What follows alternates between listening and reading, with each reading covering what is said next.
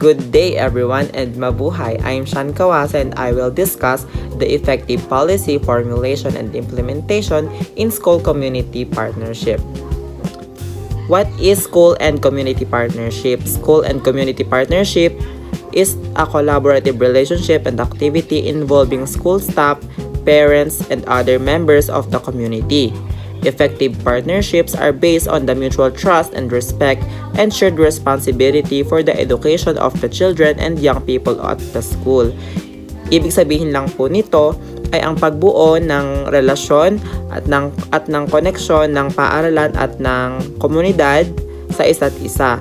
Halimbawa na po nito ay kapag po nagkakaroon ng brigada eskwela, ay tumutulong po ang mga tao sa komunidad sa paaralan upang malinis ang paaralan. At ang paaralan naman po ay nagsisilbing botohan or area or lugar po para bumoto tuwing election po. Policy formulation. Policy formulation is the process of creating policies to address problems and guide decision making.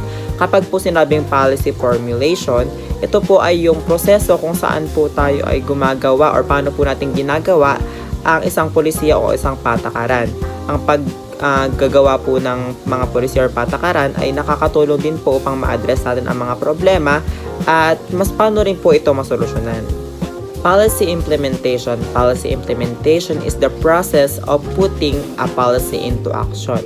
Halimbawa po nito, nagkaroon po ng isang polisiya ang ating paaralan o ang komunidad kung saan po ay kailangan po natin segregate ang mga basura upang ito ay kunin ng mga magbabasura. So, para po ito ay mangyari, kailangan po ay i-implement po natin yung polisiya na iyon sa ating paaralan o sa ating komunidad kung saan ay dapat or nararapat lang po na sundin ito ng mga estudyante, kaguruan o kung sino pa mang parte ng komunidad o paaralan.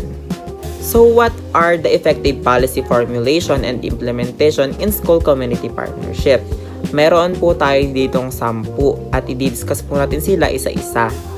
Number 1, clear communication. Establish open and transparent communication channels between schools and the community. Nararapat lang po na magkaroon ng maayos na komunikasyon ang paaralan at ang komunidad nang sa gayon ay malaman po ng bawat isa kung ano na po ang nangyayari or ano ba ang aktibidad na mayroon po sa paaralan o sa komunidad. Maaari po tayong gumamit ng mga online platforms upang ihatid ang mga impormasyon na dapat malaman ng bawat isa. Parent and community involvement. Encourage active participation of parents and community members in school events, committees, and decision-making process.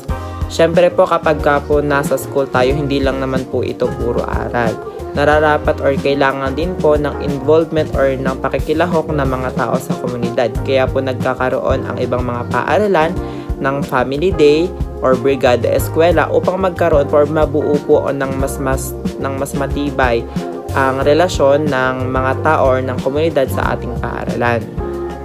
Number 3, shared goals and vision. Ensure that both educators and community members understand and are committed to achieving common objectives such as improving student success and well-being. Siyempre po bilang isang guro o magulang ay nararapat po na ihanda po natin ang ating mga anak o estudyante na maging isang responsable, disiplinado at may respetong tao para po sa kanilang hinaharap. Resource sharing. Collaborate on resource sharing to enhance the educational experience for students. This may include sharing facilities, expertise, and other resources between schools and the community. Kagaya po ng halimbawa ko kanina, ang paaralan po ay nagsisilbing lugar kung saan po boboto ang ating mga mamamayan. At mayroon po ang ating mga kaguruan o ang mga paaralan na mga programang literature enhancement kung saan po ay nagpapabasa po sila sa mga komunidad o mga barangay. Number 5, community-based learning. Implement community-based learning experiences that connect classroom education with real-world application. Halimbawa po kayo po ay isang math teacher. Iko-connect nyo po ang pagko-compute ng nabili or ng pag-shopping sa mga math problems upang mai-apply po nila or ng mga estudyante ang inyo na pag-aralan sa totoong buhay. Cultural competence. Promote cultural competence and sensitivity among educators to ensure that the diverse needs of the community are understood and addressed.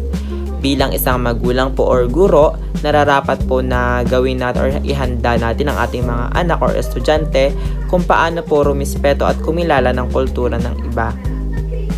Family support services offer family support services within or in partnership with the school to address non-academic barriers to learning such as healthcare, housing, and nutrition. Mga example po nito ay ang mga feeding program, mga medical mission, at mga scholarship. Community outreach programs develop outreach programs that involve the school in community service and social initiatives, fostering a sense of social responsibility among students and community members. Mayroon po mga paaralan sa ating bansa kung saan po ay nagkakaroon po sila ng mga outreach program. Pumupunta po sila sa mga squatter area sa kanila pong komunidad upang magbigay po or magkaroon ng mga feeding program, ganyan, or nagbibigay po ng mga tulong especially po tuwing magpapasko. Evaluation and feedback. Establish mechanisms for regular evaluation and feedback from both the school and community perspective. Sa paaralan po, sa tuwing nagkakaroon ng mga programa ay nagkakaroon po ng paghingi ng feedback o ng evaluation regarding po sa programang iyon, sa kung ano po ang kanilang naranasan or yung mga pwede pa po nilang mga i-suggest na gawin or para ma-enhance pa po yung mga susunod na mga programa. Sa komunidad naman po natin, nagkakaroon ng mga forum or seminar kung saan napag-uusapan po ang mga issue na hinaharap po ng isang komunidad. Last but not the least, professional development. Provide professional development opportunities for educators to enhance their skills in building and sustaining effective school-community partnership. Bilang guro po ay nararapat tayong sumailalim sa mas marami pang mga webinar or mga meeting upang madagdagan pa ang ating mga nalalaman para masustain natin ang relasyon ng community at ng paaralan.